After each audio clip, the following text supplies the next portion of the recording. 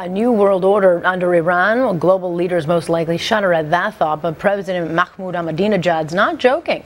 He's calling on the world to break away from America's bullying and domination. So let's get our Brigitte Pellerin to join us now in Ottawa. Of course, he will be speaking in the next couple of hours. I'm sure he'll have some very interesting thoughts, given it's the last time he'll speak before the UN.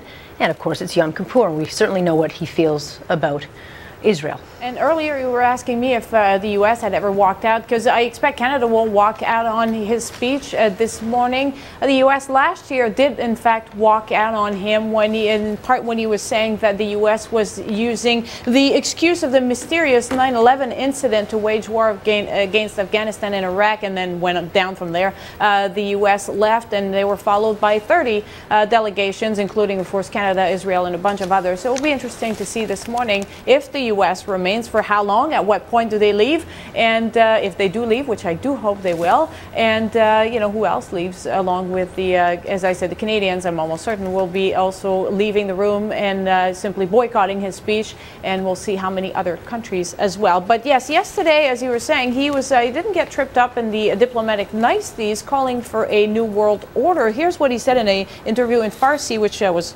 thankfully translated into English. He said, "God willing, a new order will come together and will do away with everything that distances us." Now, even elementary school kids throughout the world have understood that the United States government is following an international policy of bullying. Then he also said that bullying must come to an end, occupation must come to an end. Gee whiz, I wonder what he means by that, huh? Now, thinking about a nuclear-armed Iran, well, that's something that President Barack Obama, in his fairly long speech yesterday at the General Assembly, he did address that at some point, and this is what he had to say. Make no mistake, a nuclear-armed Iran is not a challenge that can be contained. It would threaten the elimination of Israel, the security of Gulf nations, and the stability of the global economy. It risks triggering a nuclear arms race in the region and the unraveling of the Non-Proliferation Treaty.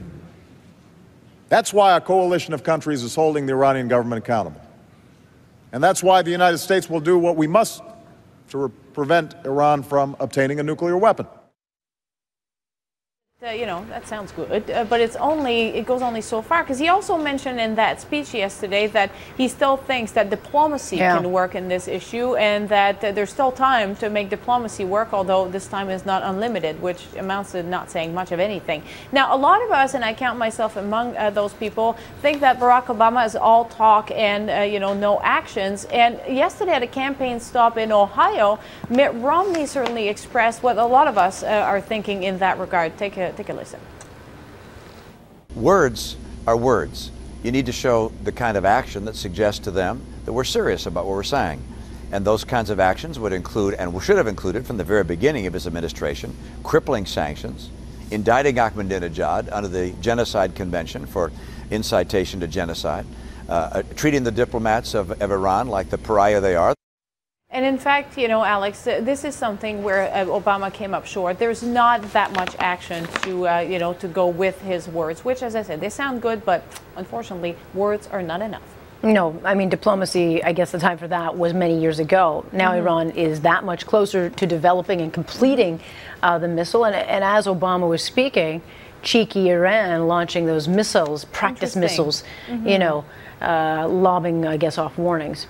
Oh, yes, and they've been saying all kinds of things about war and who would be an enemy, and of course the United States would be drawn into this whether Barack Obama wants to or not. So I think it would be prudent, certainly, if you listen to my advice, I'd say have actions that are a little stronger than the old America would say, don't even try to threaten us. Alan West had an interesting comment to make about not Iran necessarily, but just in general, people who make those things, saying what Obama should have said instead, in his words, well, the angel of death in the form of a bald eagle will visit you. Yeah, swiftly. Yeah, that's good. All right, Brigitte, thank you.